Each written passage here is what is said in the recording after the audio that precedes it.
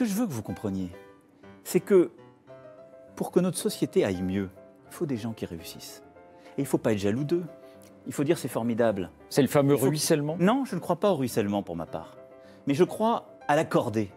Il y a des femmes et des hommes qui réussissent dans la société parce qu'ils ont des talents. Salut à tous, bienvenue sur Respublica Universalis. Aujourd'hui, je vais vous parler de la théorie du ruissellement, une théorie tellement scientifique qu'elle n'apparaît dans aucune publication scientifique. Par contre, vous la verrez un petit peu partout, à la télé, dans les discours, essentiellement pour vous dire qu'on n'y croit pas, que ça n'existe pas, etc.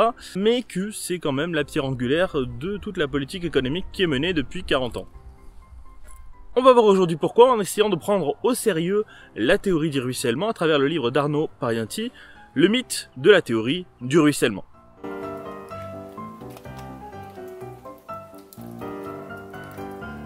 En deux mots, c'est quoi la théorie du ruissellement? Eh bien tout simplement, c'est donner de l'argent aux riches devrait normalement finir par bénéficier aux pauvres. En d'autres mots, augmenter les inégalités, ça permet normalement à l'économie de redécoller. C'est un thème qu'on retrouve dans toute la littérature scientifique économique depuis la nuit des temps, discuté en long, en large et en travers, même depuis les grands fondateurs comme Adam Smith. Mais c'est quelque chose qui n'ose jamais vraiment se faire appeler la théorie du ruissellement. Non, je ne crois pas au ruissellement. En fait, la métaphore du ruissellement a une image tellement désastreuse que personne n'ose vraiment l'assumer. On comprend que le fait d'augmenter les inégalités dans une société, ça soit éminemment impopulaire. Et nous n'arriverons pas si on ne favorise pas l'investissement dans l'économie française. Je me suis engagé à ce que celles et ceux qui réussissent et qui réinvestissent dans l'économie française ne soient pas assujettis à l'IS. Pas une usine à gaz qu'on monte? C'est pas une usine à gaz, c'est de dire on libère de la fiscalité qui existait jusqu'alors toutes celles et ceux qui investissent dans l'économie française. Pourtant, les choses avaient plutôt bien commencé. On trouve l'idée inverse même chez Adam Smith. L'amélioration de la situation des couches inférieures de la population doit-elle être considérée comme un avantage ou un inconvénient pour la société? La réponse semble à première vue tout à fait limpide. Les employés, les agriculteurs et les ouvriers de toutes sortes constituent la plus grande partie de toute société politique importante. Or, ce qui améliore les circonstances de la plus grande partie ne peut jamais être considéré comme un inconvénient pour le tout. Aucune société ne peut sûrement être florissante et heureuse si la plus grande partie de ses membres est pauvre et misérable. L'idée de baisser les impôts des plus riches pour permettre au reste de la société d'avancer, de permettre à la croissance de se libérer, est le fondement même des politiques économiques menées depuis au moins Ronald Reagan et en Europe depuis Margaret Thatcher. Mr. Speaker, I confirm that we should never think of putting up a tax rate of 59.5%. Not in any way. We should continue the policies of lower taxation, which has brought far extra enterprise, has brought more jobs and a higher standard of living to this country than it has ever known before. La baisse des impôts des plus riches, à terme, devrait normalement permettre d'augmenter les revenus des classes moyennes et populaires, à travers notamment l'investissement dans les entreprises, qui donnerait ensuite du travail aux grouilleux. Déjà, en anglais, on ne parle jamais de théorie du ruissellement, on parle de trickle-down effect.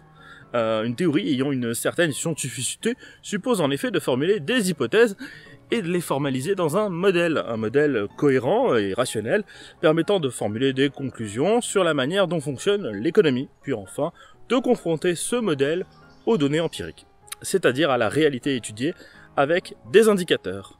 Une théorie est recevable si elle est rationnellement cohérente, si elle explique certains phénomènes aussi bien, mieux que d'autres modèles, enfin si elle n'est pas contredite par les données empiriques. Or en ce qui concerne la théorie du ruissellement, personne n'a jamais vraiment essayé ni de la modéliser, ni de travailler sur des données empiriques. Tout au plus, on va trouver dans la vie politique un certain nombre d'hypothèses extrêmement vagues qui vont être formulées sur des plateaux de télé sans jamais s'appuyer sur aucune réelle donnée, et qui vous doivent permettre de justifier cette politique économique mise en œuvre à l'échelle d'un État-nation, voire d'un continent. Des différentes formes de communication politique sur le ruissellement, on peut distinguer à peu près 3 formes de ruissellement qui sont formulées par les élites. La première version dite naïve du ruissellement, c'est le fait que le ruissellement fonctionne par la consommation des riches.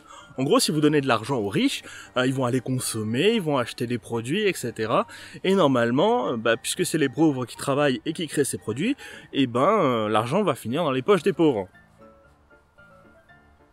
Sauf que dans l'économie, généralement, ce sont les riches qui contrôlent les moyens de production, donc ils vont capter une grande partie de la valeur. Hein. Sur ce qui est de la consommation, on sait que les riches consomment moins que le reste de la société. Hein, tout simplement parce qu'ils ont des revenus plus élevés, donc ils peuvent se permettre d'épargner une plus grande part de leurs revenus, de la mettre de côté, et finalement de consommer moins. Donc au final, si vous donnez de l'argent aux riches, ils vont juste se contenter de le mettre sur leur compte en banque ou d'aller se faire des économies. Hein. Un peu comme si, là moi je vis dans les Hautes-Pyrénées, je faisais pleuvoir sur les montagnes, et les montagnes, au lieu de laisser l'eau couler, l'eau va devenir de la neige et elle ne va pas s'écouler dans la plaine. Vous voyez, c'est poétique l'économie aussi. La théorie faible du ruissellement est complètement débile, elle a jamais fonctionné comme ça, et jamais personne n'a pu démontrer que ça fonctionnait comme ça, parce que tout simplement, même en restant dans l'hypothétique, elle n'est pas cohérente. La deuxième théorie du ruissellement, c'est le ruissellement dit faible. L'argent pris aux pauvres et donné aux riches stimule la croissance et l'emploi à travers l'investissement. Cela reste la forme la moins absurde de la théorie du ruissellement, parce qu'elle a une certaine logique interne, qu'on peut discuter, mais qui est quand même présente. Trop d'impôts favoriserait l'évasion fiscale, la fraude, le travail dissimulé, et détournerait les capitaux qui sont censés irriguer l'économie du pays. On prend l'argent aux pauvres pour le donner aux riches, et normalement, avec leur épargne, ils vont investir dans l'économie, faire des investissements dans l'activité économique, donner aux entreprises, etc. Ça, c'est la théorie faible du ruissellement, encore celle qui est la moins stupide. Ça n'est pas cohérent. Ensuite, on a la théorie forte du ruissellement. Alors là, c'est la version Disney. C'est-à-dire que si vous donnez de l'argent aux riches, ils vont l'investir dans l'économie, ils vont relancer l'activité, et en plus, ça va générer de nouvelles rentrées fiscales pour l'État. Donc ça va financer cette politique à long terme. Si on en laisse les gens tranquilles, normalement, ça va augmenter les rentrées fiscales pour l'État et pour le reste de la société. Donc tout ira mieux, c'est une politique qui va se financer d'elle-même. C'est merveilleux. C'est le mécanisme qui est décrit dans la courbe de l'affaire, et qui montre que jusqu'à un certain degré de pression fiscale, les rentrées sont importantes et l'activité économique n'en souffre pas, mais au-delà d'un certain seuil, qui est difficile à déterminer d'ailleurs, il y a tellement d'évasion fiscale que les rentrées fiscales diminuent et les acteurs économiques commencent à ne plus du tout travailler ou à ne plus du tout essayer d'investir. Sauf que c'est des grosses conneries. L'économie mondiale connaissait son taux de croissance le plus élevé durant les 30 Glorieuses, quand les taux d'imposition pour les riches étaient autour de 91%, ce qui voudrait dire que le taux d'imposition idéal est proche de 100%. La courbe de l'affaire ne repose pas sur des données, mais sur une simple intuition, et elle n'a jamais fait l'objet d'une publication scientifique, car elle n'a jamais passé l'étape de la confrontation à la réalité. La réforme des impôts de Reagan, par exemple, qui a fait baisser la fiscalité jusqu'à 28% pour l'impôt sur le revenu des plus riches, a bien accru la croissance, ce qui a pu faire croire un instant au mythe du ruissellement. Cependant, les salaires des plus pauvres ont complètement stagné. L'économie américaine s'est désindustrialisée et ses déficits se sont aggravés. Les inégalités se sont creusées, on est revenu au mécanisme malsain du Minotaure. Les divers travaux ultérieurs tendent plutôt à montrer que la baisse des impôts pour les plus riches n'ont aucun effet sur la croissance. Voir notamment ce qu'a écrit Thomas Piketty, ou sur l'accroissement du revenu des salariés. Ce qui signifie que pour compenser la baisse d'impôts pour les plus riches, il faudra également augmenter les impôts pour les plus pauvres. La réforme de l'ISF cherche à limiter les investissements dans le secteur de l'immobilier, où se forme depuis longtemps une bulle, et où se concentre habituellement la rente. Mais c'est aussi le premier poste de dépense des Français, en croissance constante dans leur budget depuis les années 90, et sans doute la raison pour laquelle l'austérité commence aussi à se ressentir chez les classes moyennes et populaires. On a tendance à l'oublier, mais le logement est un secteur productif et non délocalisable, qui crée beaucoup de richesses dans notre pays. D'un autre côté, un investissement dans l'économie financière, acheter une action, n'est pas forcément un investissement productif. Surtout s'il vise seulement à spéculer de minute en minute pour jouer sur le prix de l'action et se faire une petite marge au passage. Arnaud Parenti montre justement que le fait de baisser les impôts des plus riches oriente les investissements vers les secteurs non productifs et les moins risqués de l'économie. Déplacement qui en réalité ressemble beaucoup à de la rente. Je sais que certains voudraient, dans ce contexte, que je revienne sur la réforme de l'impôt sur la fortune. Cet impôt a été supprimé pour ceux qui investissent dans notre économie et donc aident à créer des emplois. Et il a été maintenu au contraire pour ceux qui ont une fortune immobilière. Donc en fait, quand le président vous dit qu'on a baissé l'ISF pour arrêter l'investissement dans l'immobilier, en gros, pendant que autour de vous, vous voyez les usines fermées, les mecs vont mettre de plus en plus d'argent dans la bourse. Voilà. Ensuite, un truc qu'on a tendance à oublier Macron & Co. et tous ceux qui défendent la théorie du ruissellement caché, hein, c'est que la France a un niveau de prélèvement obligatoire assez élevé, certes, mais dans ce niveau de prélèvement obligatoire élevé, il y a aussi toutes les niches fiscales pour les riches, qui sont quand même comptées dans le niveau de prélèvement obligatoire. Hein. Donc j'ai notamment montré dans l'épisode sur le prix de la démocratie comment les riches pouvaient faire financer leur influence par les classes moyennes et populaires, tout en exploitant une niche fiscale. Maintenant imaginez qu'en France il y a 457 niches ou dispositifs fiscaux permettant d'éviter l'impôt pour les plus riches, pour un montant d'à peu près 100 milliards d'euros. Ajoutez à ça que la plupart de ces dispositifs sont taillés soit pour le cinéma, le mécénat ou le patrimoine historique, qui sont plutôt taillés pour les grandes fortunes et pas tellement pour celui qui est juste dans les tranches à 50% ou dans les, vous savez, juste au-dessus de la limite. Non, les gros dispositifs de défiscalisation, ils sont prévus pour les grandes fortunes. On nous parle souvent de l'exode fiscal, le problème est souvent traité de manière anecdotique, on nous parle de Bernard Arnault, ou de Florent Pagny, ou de Paul Naref, mais rarement de manière statistique ou en se basant sur des réelles données. Chaque année en France, 0,6% des contribuables qui gagnent plus de 100 000 euros s'en vont, et 1% des contribuables gagnant plus de 300 000 euros partent aussi. Et alors là vous allez me dire, mais année après année, ça doit être énorme! Il y a 5 ans, mon prédécesseur a augmenté massivement l'ISF, il a créé une taxe à 75% pour celles et ceux qui gagnaient plus d'1 million. On disait les chiffres allaient être magnifiques. Non. Pourquoi ? Parce que les gens qui réussissaient, ils sont partis. Celles et ceux qui étaient en train de réussir partaient et on a perdu beaucoup de talents. Pas tous. Pas tous, mais beaucoup. Eh bien en réalité non, en fait c'est juste quelques dizaines de personnes tous les ans. Sauf qu'en réalité il faut voir en termes de flux, et donc dans les deux sens. En 2014 il y a 786 personnes qui sont parties, et il y en a 300 qui sont revenues. Pour un total de 330 000 personnes assujetties à l'ISF. Le ministère de l'économie estimait en 2015 à peu près 40 millions d'euros le manque à gagner chaque année en raison de l'évasion fiscale et de l'ISF, auquel il faut ajouter également un montant important qui n'est pas touché sur l'impôt sur le revenu. Donc en fait il faut relativiser ces 40 millions d'euros qu'on perd chaque année, en réalité c'est tout petit, et puis il y a une grande partie des gens qui reviennent. Essentiellement en plus cet exode il est pour d'autres raisons que fiscales, souvent il est pour des raisons familiales.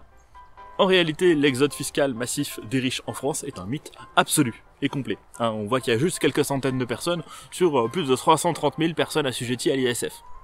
Autant dire presque rien. De manière générale en Occident, le niveau de prélèvement des riches et des entreprises n'a cessé de baisser depuis 40 ans, sans jamais générer plus d'investissements que sous les 30 glorieuses. Les fondements rationnels et originels de la théorie du ruissellement, qu'on aurait pu voir du temps où les impôts à 90% étaient très élevés, sont donc totalement faux aujourd'hui. À l'inverse, la plupart des études économiques, que ce soit celles de l'OCDE ou du FMI, tendent plutôt à montrer que c'est des inégalités que viennent les freins à la croissance. Inégalité et le fait que les riches mettent de l'épargne de côté à dormir sans rien en faire, que les pauvres n'aient pas suffisamment de revenus pour consommer, et que l'investissement soit fait exclusivement par le secteur privé, alors que il n'est pas forcément celui qui est le mieux placé pour le réaliser. Ce qui pose la question de qui réalise les investissements. Si on les laisse au secteur privé, on s'aperçoit qu'ils ont plutôt tendance à aller se réfugier dans la finance ou dans les paradis fiscaux. Alors que on voit par exemple en Chine ou aux États-Unis que quand les pouvoirs publics se saisissent eux-mêmes de l'investissement, ils arrivent à relancer leurs économies. On peut donc dire que le discours autour de la cordée ou les différentes façons de dire qu'il faudrait baisser les impôts des plus riches sont juste un parement, une espèce de mythe qui est mis en avant pour justifier les politiques qui sont mises en place. La réalité, c'est que la motivation de ces politiques est plus en fait d'ordre éthique ou moral, et elle n'est pas vraiment avouée par les classes supérieures. Les riches croient que la richesse récompense le mérite. Les forts croient que la force récompense l'effort. Et, je sais pas, ceux qui gagnent au loto pensent que la chance récompense leur destinée. C'est aussi simple que ça. En réalité, les riches croient, et surtout les grands patrons, les grands fonctionnaires, les grands politiciens, ceux qui sont vraiment les grands gagnants en termes de revenus, eux, ils croient que l'argent récompense le mérite. Leur talent exceptionnel, leur intelligence, leur capacité à diriger le pays, les foules, à convaincre les gens, pour eux, c'est tellement exceptionnel que ça justifie des rendements pareils, en termes de rémunération, en termes de manière d'être traités par les pouvoirs publics, etc. Ils estiment qu'ils ont droit à un traitement spécial. Ils estiment qu'ils sont des êtres exceptionnels. Alors, Parce que c'est une bonne chose. J'ai, en tant que ministre, porté des réformes qui permettaient aux dirigeants, aux cadres d'entreprise, d'avoir leur part de la réussite pour attirer les meilleurs du monde en France. Le modèle de Macron, donc, lui, il pointerait plutôt sur le modèle du mérite de l'entrepreneur schumpeterien, donc l'éthique du capitalisme, la nouvelle éthique du capitalisme, hein, le start-upper, le premier de cordée, donc qui fait référence exclusivement à une espèce d'économie morale des plus méritants. Donc ça pourrait être appâtant comme modèle, mais en réalité, la plupart des riches sont pas des entrepreneurs de type schumpeterien ou des mecs qui se décarcassent pour monter dans l'échelle sociale. Ah non, la réalité, c'est que la plupart des riches, ils sont assis sur des positions de rente ou de pouvoir, avant tout politique, et pas tellement sur les efforts qu'ils ont pu faire au cours de leur vie. Ils en ont souvent hérité de leur fortune. Ceux qui vous disent d'un côté, je suis pour un ISF massif, je ne veux pas que les gens soient riches dans mon pays, et qui de l'autre vous disent, je suis pour la souveraineté industrielle, il leur manque quelque chose dans le raisonnement. La théorie du ruissellement n'est donc même pas une théorie scientifique, hein. Ça sera ma conclusion. Le ruissellement, c'est avant tout un élément de propagande qui ne s'assume même pas, hein, d'ailleurs, hein, qui est présenté dans les discours en fait, mais qui ne revendique pas du tout cette appellation de ruissellement. Hein, c'est un concept extrêmement vague, extrêmement diffus, très difficile à contrer justement parce que c'est difficile de discuter sur du vide et l'absence de tout raisonnement. La cohérence interne même de cette idée est extrêmement faible et aucune donnée empirique ne vient réellement le valider comme concept économique. On remarquera ce qu'on peut appeler une incroyable dissonance cognitive collective de l'ensemble des élites qui dénoncent le ruissellement tout en le mettant en œuvre tous les jours dans sa version faible. Au moins, c'est la version la moins dingo. À l'inverse, vous avez la version forte qui a essayé d'être appliquée par Donald Trump aux États-Unis. On verra si ça a réussi. Ça lui a, en tout cas, ça a abreuvé les marchés financiers de capitaux à court terme pendant un an. On va voir comment ça se présentera, la version forte du ruissellement. Personnellement, je pense que ça va nous faire déboucher sur d'autres problèmes. Voilà, c'était tout pour la théorie du ruissellement de Arnaud Parianti. Je vous invite à le lire. C'est un petit bouquin, moi je l'ai lu en une après-midi, hein, donc c'est accessible à tous et je crois que c'est compréhensible même par quelqu'un qui n'a jamais fait d'économie. Je vous dis à très bientôt sur Respublica Universalis. Je vous souhaite à tous d'excellentes fêtes et je vous retrouve l'année prochaine pour d'autres vidéos. Salut!